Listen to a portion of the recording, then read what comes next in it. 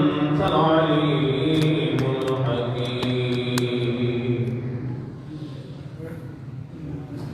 أما بعد فإن خير الحديث كتاب الله وخير الهدي هدي محمد صلى الله عليه وسلم وشر الأمور محدثاتها وكل محدثة بدعة وكل بدعة ضلالة وكل ضلالة في النار. أعوذ بالله السميع العليم من الشيطان الرجيم. بسم الله الرحمن الرحيم. ووصينا الإنسان بوالديه إحسانا حملته أمه كرها ووضعته كرها وحمله وفصاله 30 شهرا حتى إذا بلغ أشده وبلغ 40 سنة قال رب أوزعني أن أشكر نعمتك التي أنعمت علي وعلى والدي وأن أعمل صالحا ترضاه وأصلح لي في ذريتي إني تبت إليك وإني من المسلمين. أولئك الذين نتقبل عنهم أحسن ما عملوا ونتجاوز عن سيئاتهم في أصحاب الجنة وعد الصدق الذي كانوا يوعدون. صدق الله مولانا العظيم وصدق رسوله النبي الكريم ونحن على ذلك من الشاهدين والشاكرين والحمد لله رب العالمين. حضرات، بھائیو، دوستو، آج کا جمعہ اس شخصیت کے بارے میں ہے جسے باپ کہا جاتا ہے.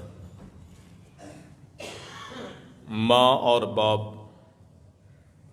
یہ بندے کا اصل ہیں،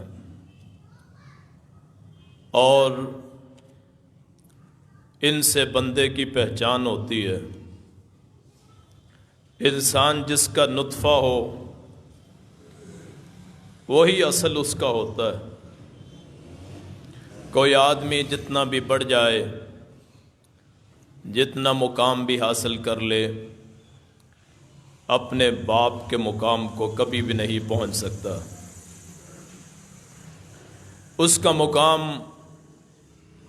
اللہ تعالیٰ نے سب سے زیادہ بیان فرمایا. پھر ماں، اور وہ بھی بہت بڑی شخصیت ہوتی ہے.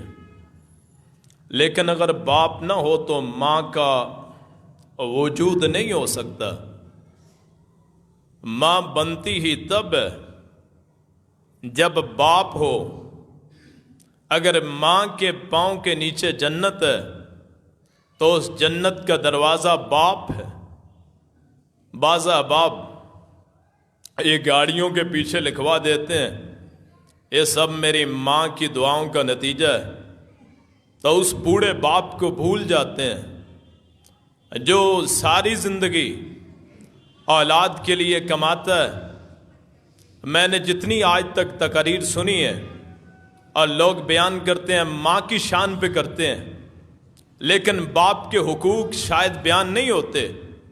اور یہی وجہ ہے کہ باپ کو تو ڈیوڑی میں رکھا جاتا ہے، اگر جانور ہوں تو ان کے باڑے میں رکھا جاتا ہے، اور ماں کے قدم دبائے جاتے ہیں، ان کے پاؤں دبائے جاتے ہیں، اور اہمیت باپ کی نہیں ہوتی ہے، ماں کی ہوتی ہے۔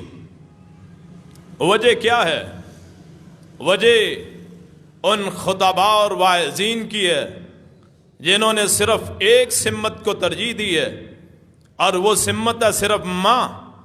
حالانکہ باپ نہ ہو تو ماں کا وجود نہیں ہے۔ اگر ماں کا مقام زیادہ ہوتا، اللہ تعالیٰ آدم کو پہلے پیدا نہ کرتے، حوا کو پیدا کرتے۔ اللہ پاک نے سب سے پہلے آدم کو پیدا کیا، باپ کو پیدا کیا، پھر ماں کو بعد میں اس کو وجود بخشا۔ اللہ پاک نے اصول بیان کر دیا، پھر مرد ذات جو ہے اس سے انبیاء بنائے۔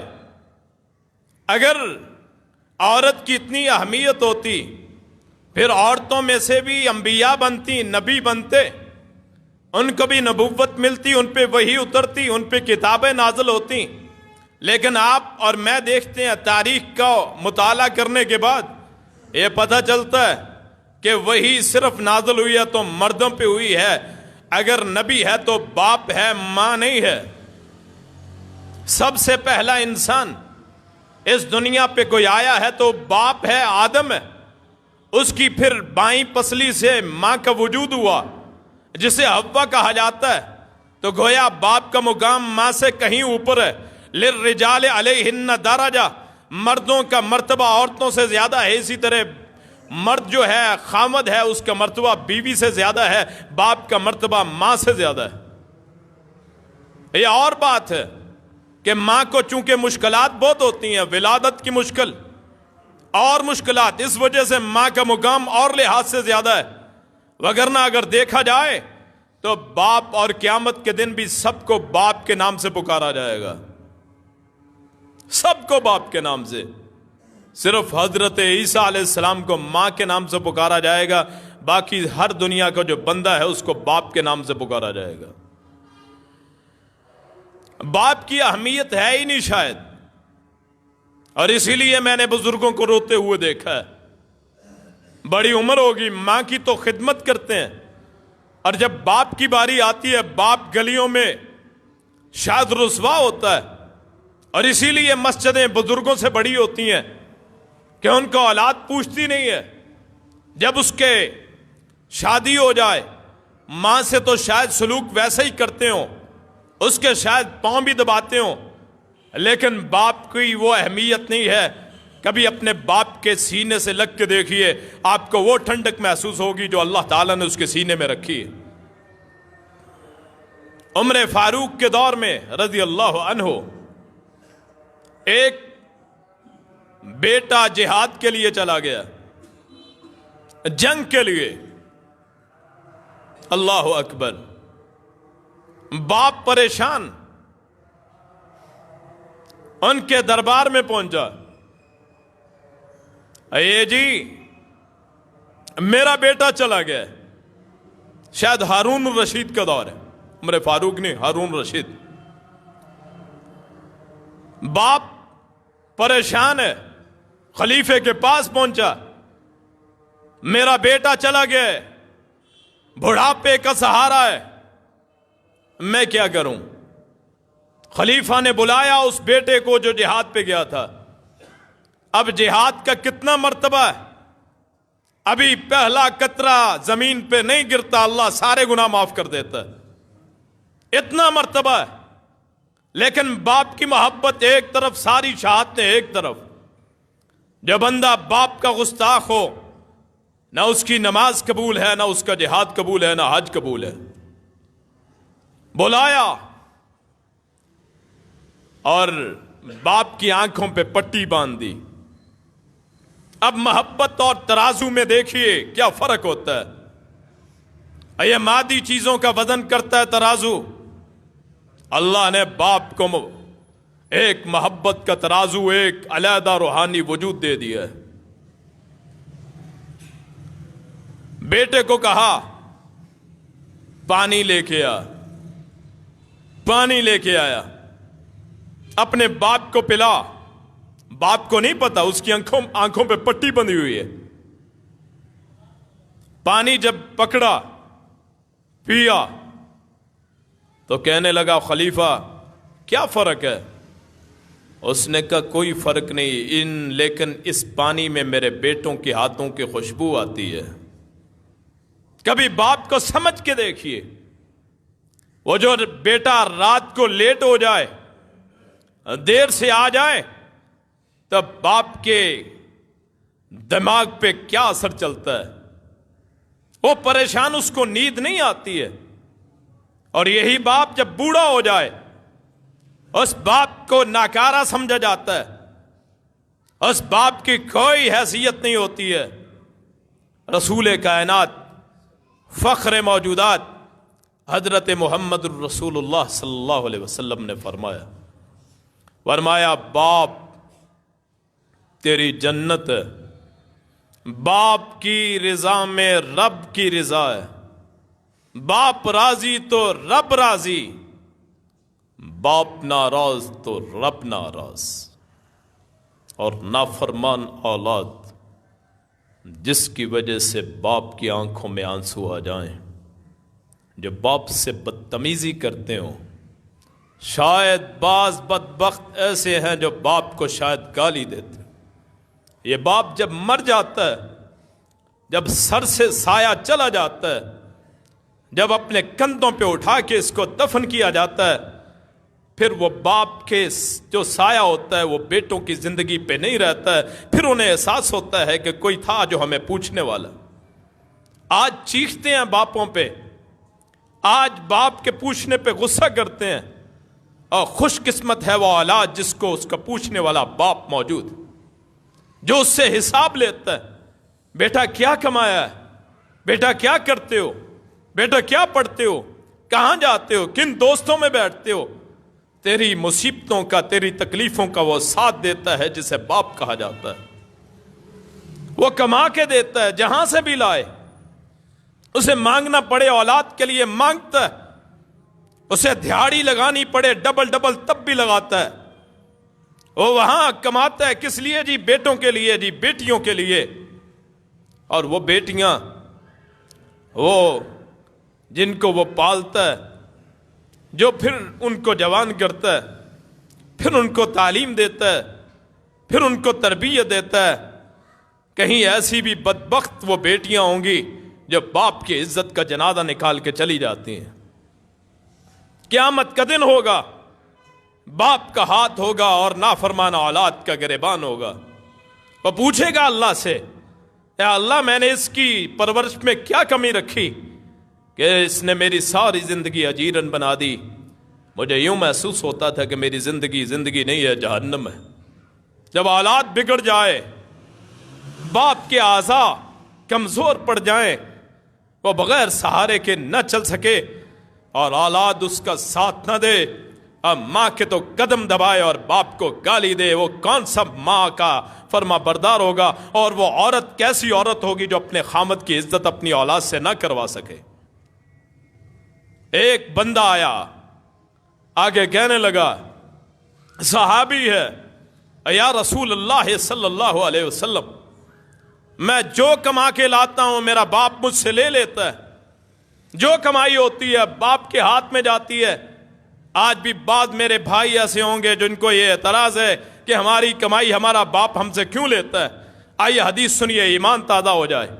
لیکن ساتھ ساتھ باپ کو بھی چاہیے کہ اولاد سے زیادتی نہ کرے، اولاد سے زیادتی نہ کرے، یہ باپ کو بھی چاہیے. لیکن ساتھ ساتھ اس باپ کا مقام اتنا ہے، اور یہاں میں حدیث کوٹ کرتا ہوں، اس سے پہلے ایک میں اصول بتاتا ہوں کہ اسلام میں قتل کا جواب کیا ہے. قتل اگر کوئی کر دے اس کو کیا کرتے ہیں؟ قتل کر دیتے ہیں. لیکن میں اس منبر پہ کھڑا ہو کے اسلامی اصول بیان کرنا چاہتا ہوں. اگر کوئی باپ اپنے بیٹے کو قتل کر دے تو باپ کو قتل نہیں کیا جائے گا. یہ واحد شخص ہے جس کو سزا نہیں ملے گی. پوچھ سکتے ہیں، مار سکتے ہیں، قید میں ڈال سکتے ہیں، لیکن باپ اگر بیٹے کو قتل کر دے اس کو قتل نہیں کیا جائے گا۔ بیٹا باپ کو مار دے تو اس کو قتل کیا جائے گا، باپ بیٹے کو مار دے اس کو قتل نہیں کیا جائے گا۔ یا رسول اللہ صلی اللہ علیہ وسلم، جو میں کماتا ہوں میرا باپ مجھ سے لے لیتا ہے۔ حضرت رسول اللہ فرماتے ہیں صلی اللہ علیہ وسلم، اپنے باپ کو بلا کے لا۔ جب باپ کو لایا گیا، رسول اللہ صلی اللہ علیہ وسلم نے بیٹے کا ہاتھ پکڑا، باپ کے ہاتھ میں دے دیا، فرمایا انت و مالو کا لابیک، تو بھی اپنے باپ کا ہے، تیرا مال بھی تیرے باپ کا ہے۔ آج بیویوں کے پیچھے لگ کے، آج اولاد کے پیچھے لگ کے اب باپ کو گھر سے نکال دیا جاتا ہے، اور شاید اتنے بدبخت ہیں کہ باپ کو قتل کر دیتے ہیں کہ وراثت وقت سے پہلے مل جائے۔ اور میں نے اپنے ان کانوں سے سنا ہے ایسے ایسے لوگوں کو کہ فلاں کا باپ مر گیا تھا، وہ بڑے خوشحال ہو گئے، ہمارا باپ کب مرے گا ہم بھی خوشحال ہو جائیں۔ ایسے ایسے لوگ جنہوں نے باپ کو قتل کر دیا صرف اس وجہ سے کہ باپ انہیں وراثت میں سے حصہ نہیں دیتا۔ اولاد والدین سے، باپ سے اعتراض، ان سے اختلاف کیا ہے جی، میرے خرچے پورے نہیں ہوتے اور باپ مجھے پیسہ نہیں دیتا ہے، اتنی جائیداد سنبھال کے رکھی ہے۔ اللہ کے نیک بندے، جب تیرا باپ چلا جائے گا تو ہی وارث بنے گا، دنیا میں اور کوئی اس کی وراثت نہیں لے گا۔ آدمی بھی باپ کا، اس کا مال بھی اس کے باپ کا، یہ اسلام نے اصول بنا دیا۔ اور نیک اولاد باپ کی جانشین بنتی ہے، منکر اولاد اس کا انجام وہی ہوتا ہے جو حضرت نوح علیہ السلام کے بیٹے کا ہوا تھا۔ طوفان نوح آیا، پانی آ گیا، زمین پھٹی، آسمان سے بارش برسی، زمین سے پانی نکلا، سیلاب آ گیا۔ بیٹا ایک طرف کھڑا ہے، باپ نوح ایک طرف کھڑے ہیں علیہ الصلوۃ والسلام۔ بیٹے آ جا، ارکم معی معنا، سوار ہو جا ہمارے ساتھ۔ اس نے کہا سآوی الی جبل یعصمنی من الماء۔ اب باپ کی شفقت دیکھیے، بیٹا آنکھوں کے سامنے ڈوب رہا ہے۔ تصور کیجئے، میرا ایک بیٹا ہے، اگر فرشتہ مجھ سے پوچھے اللہ بھیج دے کہ کس کی جان نکالنی ہے تو میں کہوں گا میرے بیٹے کی جان نہ لے، میری جان لے جائے۔ سامنے ڈوب رہا ہے، ارکم معنا، سوار ہو جا ہمارے ساتھ۔ اور بیٹا آگے سے کیا کہتا ہے، سآوی الی جبل یعصمنی من الماء، میں فلاں پہاڑ پہ چڑھ جاؤں گا، وہ مجھے پانی سے چلے گا۔ آگے سے نوح علیہ السلام کہتے ہیں لا عاصم اليوم من امر اللہ، اے بیٹے یہ عام سیلاب نہیں ہے کہ کسی بلڈنگ پہ کسی پہاڑ پہ چڑھ کے بچ جائے گا، کسی درخت پہ چڑھ کے بچ جائے گا، کوئی حفاظتی اقدامات ہو جائیں گے، کہیں سے ریسکیو ٹیمیں آ جائیں گی، یا اللہ کی طرف سارے ہی آج ڈوب جائیں گے سوائے ان کے جو میری کشتی میں آ جائیں گے۔ وحال بینہم الموج، آپس میں رکاوٹ بن گئی، باپ اور بیٹا، ادھر بیٹا ادھر باپ ہے، ادھر بیٹا ڈوبنے میں، اللہ تعالیٰ نے کسی کو چھوڑنا نہیں ہے۔ آج سارے ہی ڈوبیں گے سوائے نوح اور اس کو ماننے والوں کے۔ آجا کشتی میں، وہ انکار کرتا ہے، یہ کہتا آجا، وہ انکار کرتا ہے۔ اللہ اکبر، ایک پانی کی لہر آئی، بیٹا وہاں غرق ہو گیا، باپ نبی ہے، اس کے دل میں اللہ کو پکارا، اے رب ان وعدک الحق، تیرا وعدہ سچ ہے، تو نے کہا تھا تیرے اہل کو بچاؤں گا، ان ابنی من اہلی، میرا بیٹا میرے اہل سے ہے۔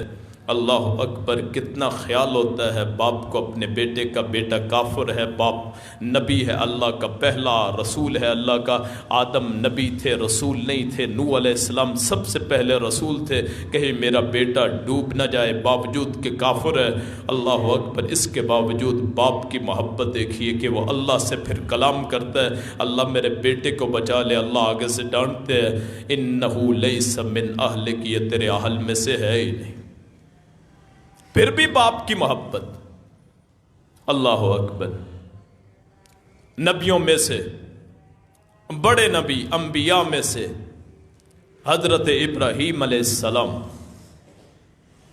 بیٹا اسماعیل اللہ نے دیا 80 سال سے زائد عمر میں، ایک بیٹا دیا 12 سال بعد 90 سال سے بڑی عمر میں، ایک بیٹے اور بیوی کو ہاجرہ کو چھوڑا مکے کی بے آب و گیا وادی میں، وہاں چھوڑ کے آ گئے، ایک بیوی اور بچے کو اپنے ساتھ رکھا، سارا اور اسحاق کو علیہم الصلاۃ والسلام۔ کچھ عرصے کے بعد پتہ کرتے اپنی اولاد کا، اپنی بیوی کا، مکے میں جاتے، خود بیت المقدس میں رہتے تھے، پتہ کرتے جا کے کیا حالات۔ بیٹا جوان ہوتا گیا اسماعیل، تھوڑے سے بڑے ہوئے، اللہ نے خواب دکھایا، انی اذبحک فانظر ماذا تری، بیٹے کو آ کے خواب بتائی، میں نے خواب دیکھی ہے، مجھے خواب میں نظر آیا کہ میں تجھے ذبح کر رہا ہوں۔ خواب کسی بندے کا نہیں ہے، خواب اس شخصیت کا ہے جسے خلیل اللہ کہتے ہیں۔ لفظ خلیل عربی کا وہ لفظ ہے جس کا معنی ہے ایسا دوست جو دلی دوست ہو، اور خوشحالی میں تو غیر بھی اپنے بن جاتے ہیں، پتہ تب چلتا ہے جب آدمی کے حالات برے ہوں، کون اس کا ہوتا ہے کون بیگانہ ہوتا ہے۔ جب آدمی پہ چوٹ پڑتی ہے پھر پتہ چلتا ہے میرا دوست کون ہے، میرا بیگانہ کون ہے، کون دشمن۔ اللہ اکبر۔ بیٹے میں دیکھ رہا ہوں خواب میں کہ میں تجھے ذبح کر رہا ہوں، اللہ اکبر۔ آگے سے بیٹا بھی اسماعیل تھا، ابراہیم کا ہی بیٹا تھا، حلال کمایا تھا، حلال ہی کھلایا تھا۔ ماں جو تھی ہاجرہ جیسی عظیم عورت، جس کے صفا مروہ پہ چلنے کو اللہ نے حج عمرے کا حصہ بنا دیا، پرورش ان کی تھی۔ تو بیٹا آگے سے کہتا ہے افعل ما تؤمر، بابا جی جو اللہ نے حکم دے دیا ہے اس کو کر گزریے۔ اب ذرا سوچئے باپ اور بیٹے کی محبت کیا ہے۔ چھری چلے گی، پتہ ہے میرے بیٹے کا گلا کٹ جائے گا، اور بیٹے کو بھی پتہ ہے میری زندگی ختم ہو جائے گی، لیکن چونکہ باپ نے کہہ دیا ہے، اللہ کی طرف سے حکم ہے، بابا جی جو مرضی کرو میں تیرے ساتھ۔ ترس آ گیا، کہا بابا جی ترس نہ کیجیے، آنکھوں پہ پٹی باندھ لیجئے۔ آنکھوں پہ پٹی باندھی ہے، مجھے الٹا لٹا دیجئے، کہیں میری بھی چھری پہ نظر پڑ کے دل نہ پگھل جائے، کہیں میں انکار نہ کر دوں۔ بابا جی آپ وہ کام کریے جو اللہ نے آپ کو دکھا دیا ہے۔ اب باپ چھری چلاتا ہے، محبت ہے۔ اس وقت تک اسحاق پیدا نہیں ہوئے تھے، اکیلا ہی بیٹا ہے، 2 بیویاں، پتہ ہے پٹلوٹا بیٹا ہے، اکلوتا بیٹا ہے، آخری عمر میں ملا ہے۔ شیطان ورگلاتا ہے، بابا تیرا دماغ خراب ہے، لیکن اس کا اللہ سے بھی تعلق ہے، اپنی اولاد پہ اعتماد بھی ہے کہ میرا بیٹا میرے خواب کو پورا کرے گا، اللہ کی طرف سے حکم ہے۔ اللہ اکبر۔ چھری چلاتے ہیں، اور جب بیٹے نے باپ کی فرما برداری کی ہے، اللہ اکبر، اللہ نے اس کے گلے کو کٹنے نہیں دیا، آسمان سے اللہ نے جانور کو بھیج دیا۔ جب باپ کا احترام کریں گے، باپ کا ادب کریں گے، باپ کی عزت کریں گے، باپ کا اکرام کریں گے، باپ کے حکم کو مانیں گے، اللہ آپ کو ضائع نہیں کرے گا۔ آپ کا پیر و مرشد آپ کا باپ ہے، کسی اور کو نہ بنائیے۔ اور لوگ تعویذ کرتے ہیں، میرا کام نہیں ہوتا، لوگ بیعت کرتے ہیں، جی مجھے میری کوئی سفارش کر دے، اپنے باپ کو اپنا پیر بھی سمجھ، اپنا مرشد بھی سمجھ، اللہ اکبر، تیرے سارے کام درست ہو جائیں گے۔ اور جب باپ دل سے دعا کرے، آسمان کے سارے پردے ہٹ جاتے ہیں، اللہ کو ڈائریکٹ وہاں گفتگو سنتی ہے جو باپ اپنے بیٹے کے حق میں کرتا ہے۔ وہ تو ایک سائباں کی طرح ہوتا ہے، ایک سائے کی طرح ہوتا ہے، جس کے نیچے اولاد پلتی ہے۔ جب یہ سایہ، جب یہ سائباں، جب یہ ظل چلا جاتا ہے، پھر احساس ہوتا ہے اور میں کتنا نافرمان رہا، وہ ساری زندگی میرے لیے کوششیں کرتا رہا، میری تعلیم کا خرچ اٹھایا، مجھے انگلی پکڑ کے سکھایا چلنا کیسے ہے، مجھے ایک ایک چیز کے بارے میں بتایا۔ مجھے رات کو تکلیف ہوتی تھی، باپ کو نیند نہیں آتی تھی، اٹھا کے کبھی کسی ڈاکٹر کے پاس، کبھی کسی ڈاکٹر کے پاس، اور ساتھ ساتھ بیٹے مل کے بھی ایک باپ کی خدمت نہیں کرتے تو ان پہ ان کی زندگی پہ تف ہے، افسوس۔ اللہ اکبر۔ کچھ عرصہ گزرا، یہی بیٹا اسماعیل، شادی ہو گئی، باپ ملاقات کے لیے آتے ہیں، ابراہیم آیا، خود گھر میں نہیں تھے۔ اللہ اکبر۔ بیوی سے پوچھا، بہو سے، اسماعیل کہاں ہے؟ اس نے کہا باہر گیا ہے۔ احترام سے نام نہیں لیا، بخاری کے لفظ ہیں، باہر گیا ہے شکار کرنے۔ کہا گزارا کیسے ہوتا ہے؟ کہا گزارا کیا ہونا ہے، کبھی مل جاتا ہے کبھی نہیں ملتا۔ نہ شکری، کفر، نہ شکری، نہ بیٹھنے کو کہا، نہ کچھ اور، خدمت کا پوچھا۔ اس نے کہا، ابراہیم کہتے ہیں علیہ الصلوۃ والسلام، جب اسماعیل آئے تو میرا پیغام دے دینا کہ گھر کی چوکھٹ کو تبدیل کر لے۔ شام کو جب بیٹا آیا تو عورت کہنے لگی، ایک بابا آیا تھا اور ان نوجوانوں پہ بھی افسوس ہے جو شادی کے بعد اپنی بیویوں سے والدین کا احترام نہیں ان سے کرواتے۔ جو اپنا گھر چھوڑ کے آ جائے اسے چاہیے کہ خامد کے باپ کو اپنا باپ سمجھے، اس کی ماں کو اپنی ماں سمجھے۔ پھر جب یہ بنے گی، بڑی ہوگی، اس کی جو بہو ہوگی وہ اس کو اپنی ماں سمجھے گی، اس کے خامد کو اپنا باپ سمجھے گی۔ عدلے کا بدلہ ہے۔ کبھی گندم کاشت کر کے کماد کو کاٹا نہیں جا سکتا۔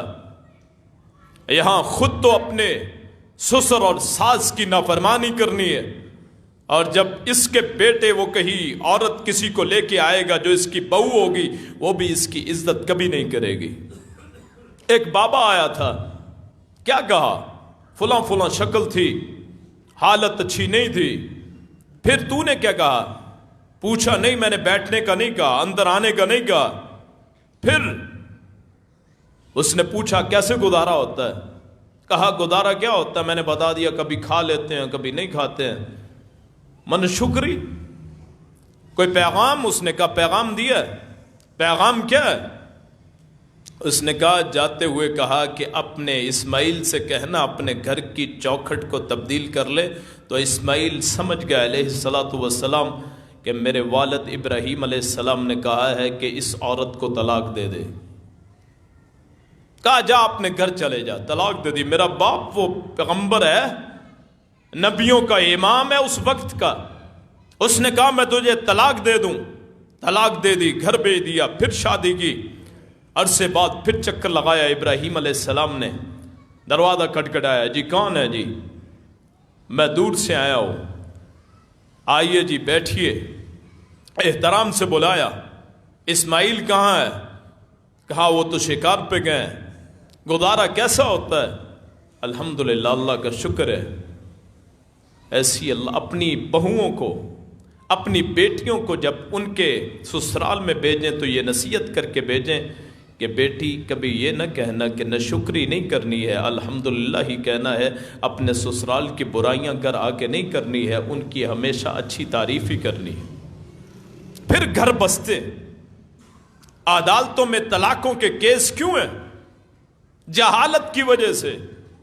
میں یہ نہیں کہتا کہ ساسیں بہت اچھی ہوتی ہیں یا سسر بہت اچھے ہوتے ہیں، لیکن جب ایک معاشرہ بنانا ہو تو ہر فرد کو اپنا کردار نبھانا چاہیے، پھر بتانا چاہیے وہاں کیسے رہنا ہے، کیسے بات ماننی ہے، کیسے گھر میں خرابی نہیں کرنی۔ اللہ اکبر۔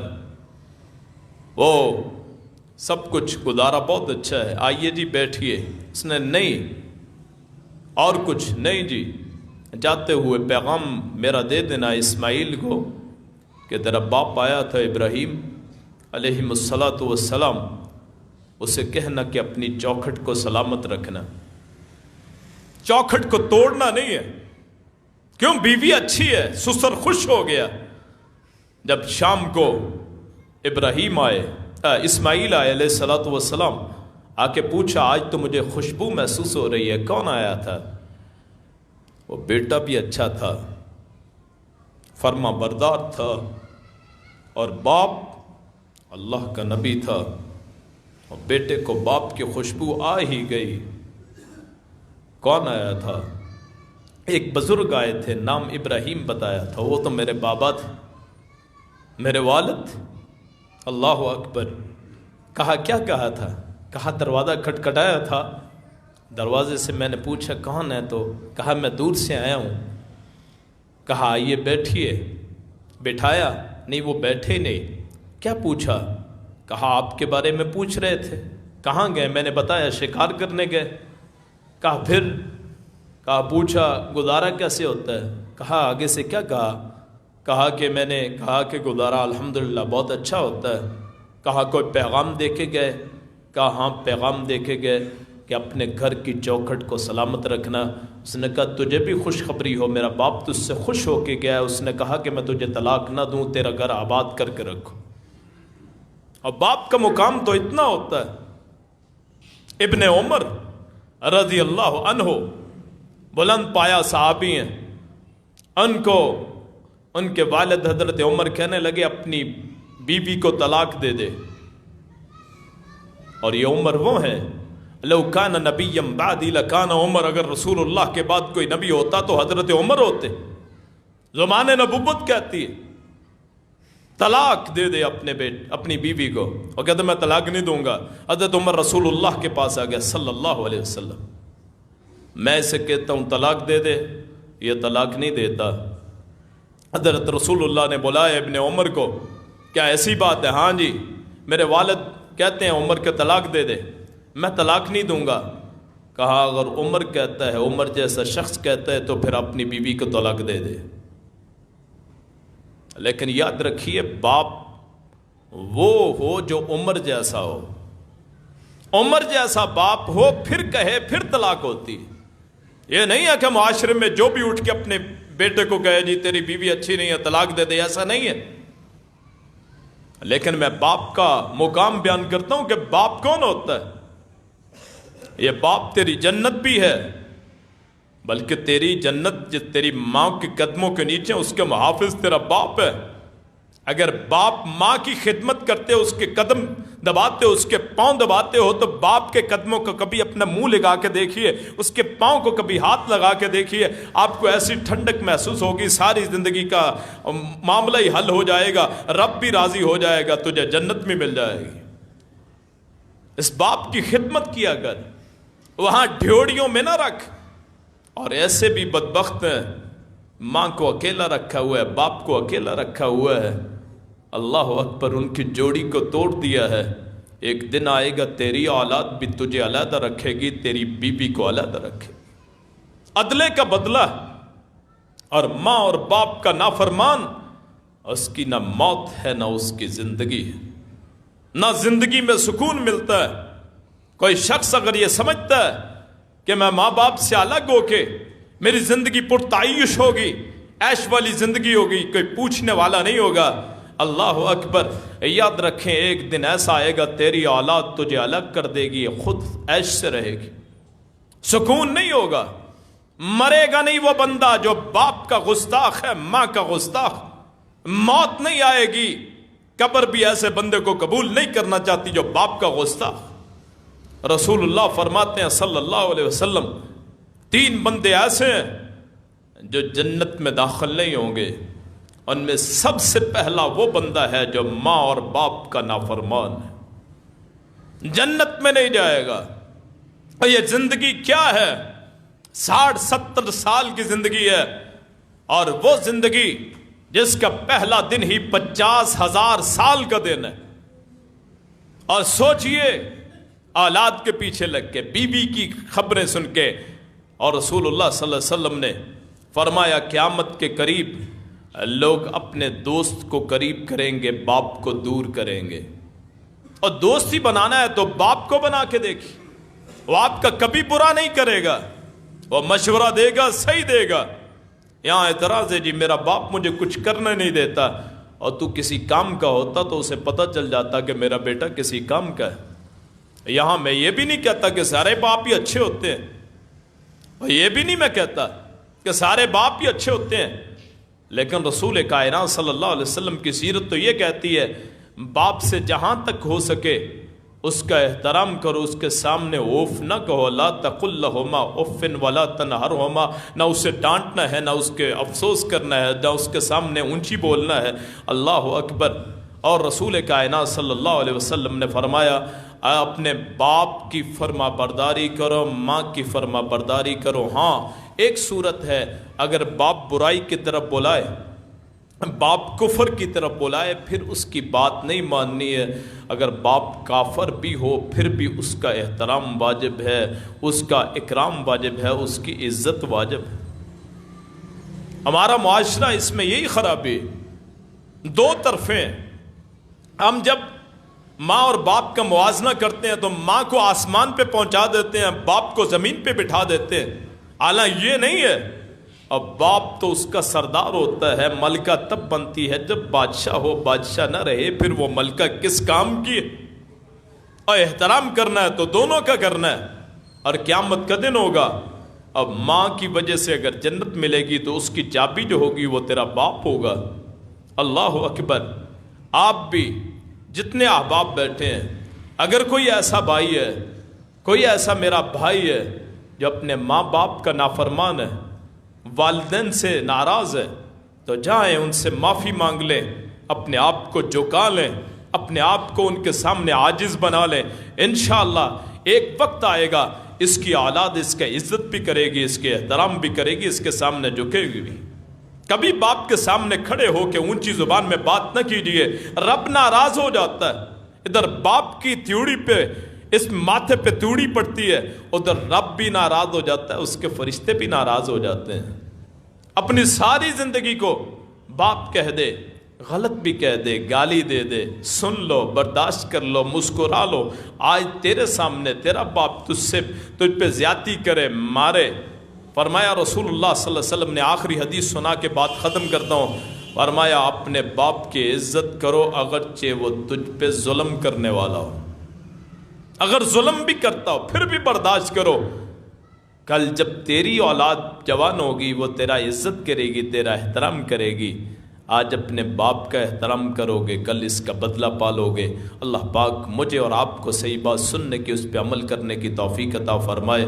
آخر دعوانا ان الحمد للہ رب العالمین۔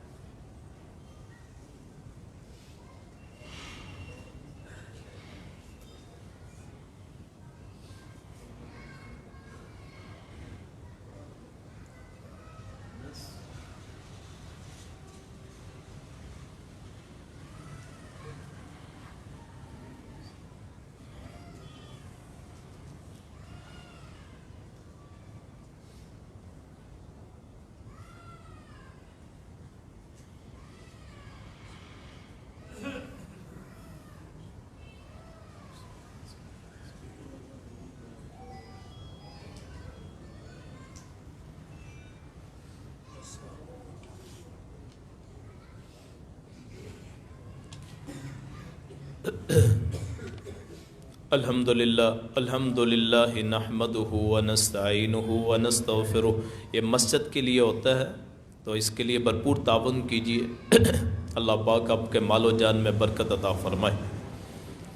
الحمدللہ نحمدہ ونستعینہ ونستغفرہ ونؤمن بہ ونتوکل علیہ ونعوذ باللہ من شرور انفسنا ومن سیئات اعمالنا، من يهده الله فلا مضل له ومن يضلله فلا هادي له، ونشهد ان لا اله الا الله وحده لا شريك له، ونشهد ان محمدا عبده ورسوله۔ اللهم صل على محمد وعلى آل محمد كما صليت على إبراهيم وعلى آل إبراهيم إنك حميد مجيد۔ اللهم بارك على محمد وعلى آل محمد كما باركت على إبراهيم وعلى آل إبراهيم إنك حميد مجيد. أما بعد فإن خير الحديث كتاب الله وخير الهدي هدي محمد صلى الله عليه وسلم وشر الأمور محدثاتها وكل محدثة بدعة وكل بدعة ضلالة وكل ضلالة في النار. أعوذ بالله السميع العليم من الشيطان الرجيم. بسم الله الرحمن الرحيم. ووصينا الإنسان بوالديه إحسانا حملته أمه كرها ووضعته كرها وحمله وفصاله 30 شهرا حتى إذا بلغ أشده وبلغ 40 سنة قال رب أوزعني أن أشكر نعمتك التي أنعمت علي وعلى والدي وأن أعمل صالحا ترضى وأصلح لي في ذريتي إني تبت إليك وإني من المسلمين. ایک سوال ہے جی، کیا اسلام میں منگنی، مہندی اور بارات کا تصور ہے؟ جی منگنی کا تصور تو ہے کہ آپ منگنی، عربی میں لفظ بولا جاتا ہے صرف 1 منٹ میں، خطبہ، جیسے ہم خطبہ بولتے ہیں نا، یہ خطبہ دیتے ہیں، ایسے خطبہ اس کو کہتے ہیں منگنی، نکاح کا پیغام. اتنا تو جائز ہے. باقی یہ مہندی اور بارات وغیرہ یہاں اسلام میں تصور نہیں ہے. تو خاص طور پہ مہندی جو ہے یہ تو ہندوانہ رسم ہے، اسلام میں ذرا بھی اس کا تصور نہیں ہے. بارات کا تو پھر بھی ہے کہ کچھ نہ کچھ آدمی جائیں اور وہاں اور لڑکی کو لے آئیں، وہ اور بات ہے. لیکن جو ہمارے ہاں ہے مہندی اور بارات کا تصور ہے یا منگنی کا جو تصور ہے، پھر وہاں بری، وہاں پورا جو سلسلہ ہے یہ سارا ہی غیر اسلامی ہے. اسلام میں کوئی حیثیت نہیں ہے جہیز وغیرہ کی، اسلام میں کوئی حیثیت نہیں ہے. جو حضرت فاطمہ کا حوالہ دیتے ہیں کہ جی حضرت فاطمہ کو آپ نے جہیز دیا تھا، وہ وہی سامان تھا جو گھر میں موجود تھا، بازار سے خرید کے کوئی چیز نہیں دی تھی. اللہ پاک مجھے آپ کو صحیح بات سمجھنے کی، اس پہ عمل کرنے کی توفیق